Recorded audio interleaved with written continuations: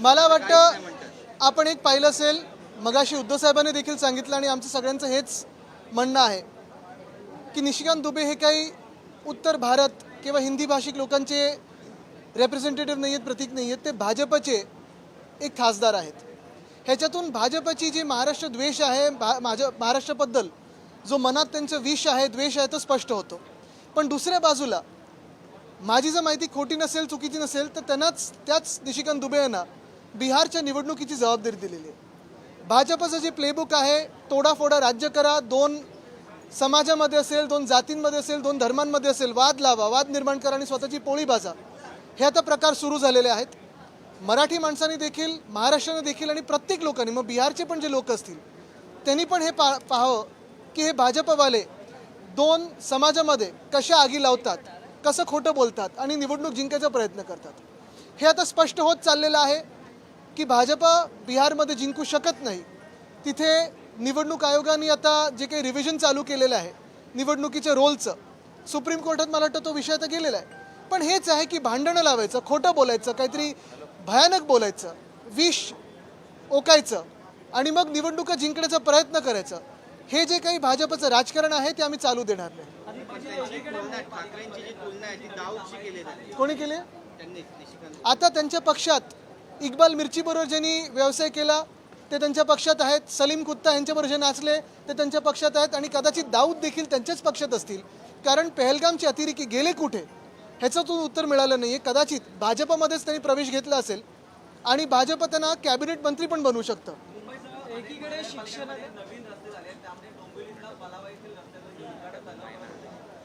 आता ती परिस्थिती बघा, त्याची परिस्थिती बघा, किंवा तो फ्लॅश बंद करणं, पलावाच्या तिकडचा जो रस्ता आहे त्याची परिस्थिती बघा, आधीची परिस्थिती बघा, आत्ताच्या पुलाची पण बघा.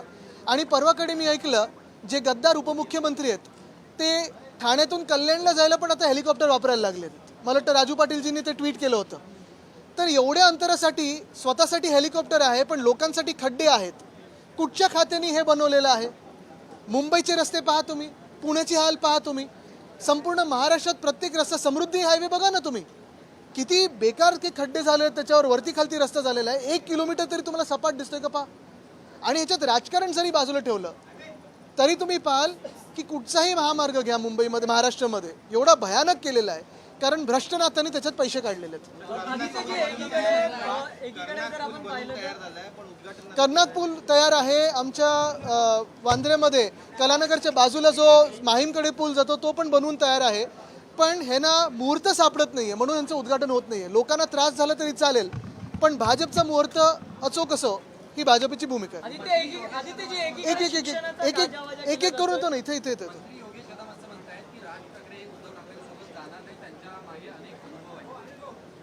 मी त्यांच्यावर जास्ती त्यांना महत्व देत नाही, त्यांच्यावर का बोलायचं आपण.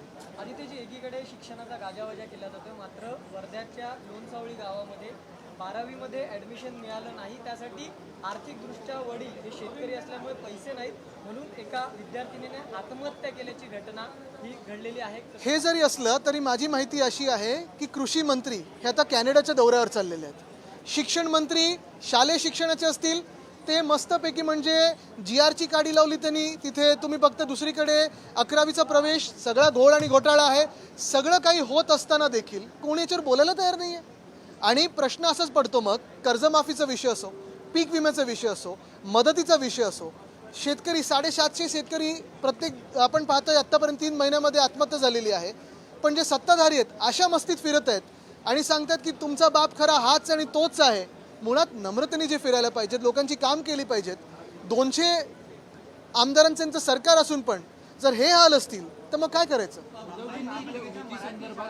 एक मुंबई महापालिकेच्या मराठी शाळांची अवस्था बिकट आहे. पहिली ते 7वीपर्यंत शिकवायला एक शिक्षक आहे. त्यामुळे अनेक शिक्षकांचं असं म्हणणं आहे की गेल्या 3-4 वर्षात शिक्षक दिले जात नाही. आपण पाहिलं असेल मुंबई महानगरपालिकेमध्ये अनेक गोष्टी आम्ही ज्या सुरू केल्या होत्या. मग साधी गोष्ट म्हणजे BST बससाठी लहान मुलांना जे गणवेश घालून आहेत, आता तर मागच्या जे शालेय शिक्षण मंत्र्यांनी घोळ घातले, गणवेशच अनेक ठिकाणी पोचला नाही आहे.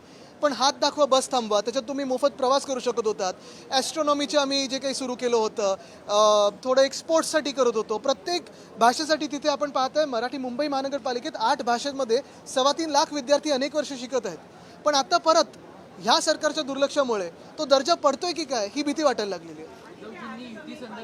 एक मिनिट हे हां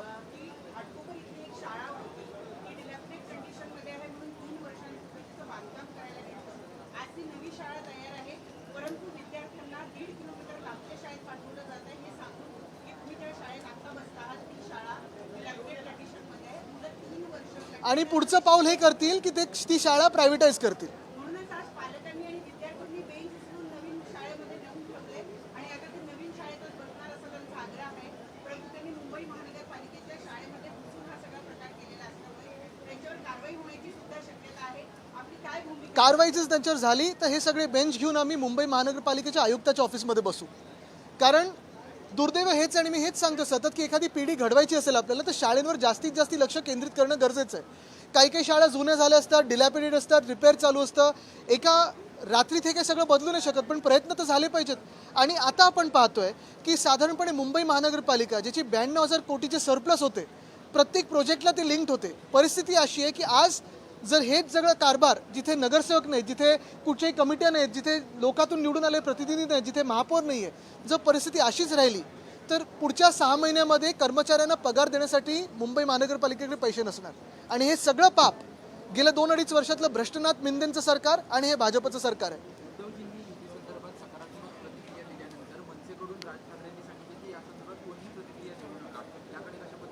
त्या कोणीमध्ये आम्ही पण आलो, म्हणजे आता आम्ही प्रतिक्रिया द्यायची नाहीये.